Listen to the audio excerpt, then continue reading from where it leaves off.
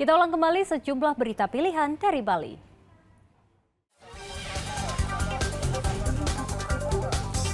Pohon beringin setinggi 15 meter tumbang di Desa Tuliku Gianyar dan menutup seluruh jalan bypass Ide Bagus Mantra.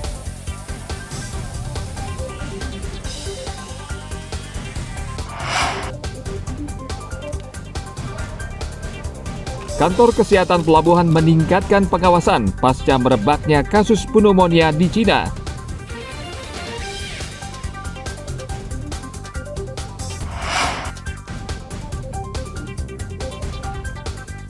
Mencoba ekowisata hutan bakau Batu Lumbang di Kota Denpasar.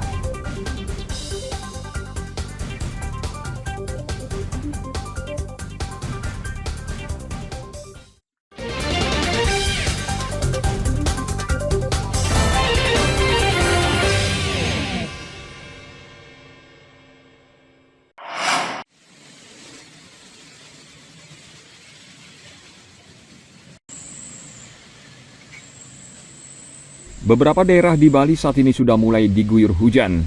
Dari pantauan BMKG wilayah 3 Denpasar, daerah yang sudah memasuki musim penghujan, yakni daerah tengah, timur, barat, dan utara Bali, hujan mulai turun. Sedangkan wilayah bagian selatan Bali, Kuta, Denpasar Utara, Nusa Dua, serta Kepulauan Nusa Penida, Kabupaten Kelungkung masih dilanda kemarau. Wilayah tengah, timur, barat, dan sebagian utara juga sudah masuk musim hujan.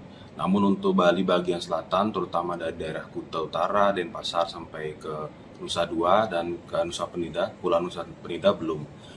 Tapi kejadian hujan di akhir-akhir ini memang terjadi pada musim peralihan hujan.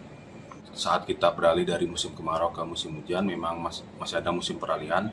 Makanya kalau kita perhatikan hujannya masih tidak merata, walaupun mendung di satu kota seperti kemarin di Denpasar, masih ada beberapa daerah yang belum hujan. Ya, untuk beberapa hari ke depan dari pemodelan cuaca kami, kita pantau masih ada potensi hujan ringan hingga sedang, terutama di Bali bagian selatan. Untuk Bali bagian tengah dan utara dan barat dan timur memang sudah musim hujan, jadi hujannya mulai lebih intens. Kemudian untuk musim hujannya di Bali bagian selatan sendiri, kemungkinan di pertengahan bulan ini sampai akhir bulan ini sudah masuk musim hujan. Menurut pengamatan BMKG, beberapa hari ke depan wilayah selatan Bali berpotensi akan turun hujan. BMKG meminta masyarakat terus memantau kondisi cuaca terkini di situs resmi BMKG Denpasar. Sebagian masyarakat sangat berharap hujan turun, karena kemarau panjang selama beberapa bulan terakhir menyebabkan kekeringan yang luar biasa. Ana Agung Gede Agung melaporkan dari Kabupaten Badung.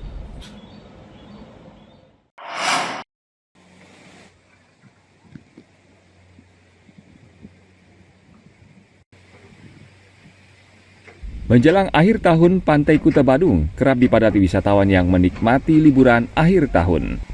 Namun di bulan Desember, cuaca saat ini tidak bersahabat. Hujan dan ombak yang besar membahayakan wisatawan yang berenang atau berselancar di pantai ini. Balawista Badung sudah menancapkan rambu berupa bendera yang melarang wisatawan melewati batas yang ditentukan karena membahayakan nyawa. Iketut Ipel, Kepala UPTD Penyelamatan Wisatawan Kuta atau Balawista Badung memperingatkan pengunjung memperhatikan rambu larangan yang dipasang di sepanjang areal Pantai Kuta. Sampai saat ini masih mematuhi rambu-rambu yang kita telah pasang sepanjang pantai. Namun kita tetap selalu memberikan preventif atau menghimbau kepada para wisata supaya selalu berenang di antara bendera merah dan kuning. Nah, kebetulan bulan-bulan ini ombak tidak begitu besar, ya cukup bersahabat. Namun cuaca yang akan mulai musim hujan ini kita tetap waspadai. Karena ini cuaca tidak menentu, nah ini kita tetap menghimbau khususnya pada petugas kita supaya selalu waspada kepada wisatawan yang melakukan aktivitas di air. Balawista Badung juga menyiagakan petugas jaga yang akan mengawasi setiap pengunjung di sepanjang areal pantai. Meskipun demikian, tidak jarang banyak pengunjung yang nakal dan tetap nekat menerobos rambu larangan. Balawista Badung memperkirakan akan terjadi lonjakan pengunjung yang berlibur di Pantai Kuta pada pertengahan Desember ini. Ana Agung Gede Agung melaporkan dari Kabupaten Badung.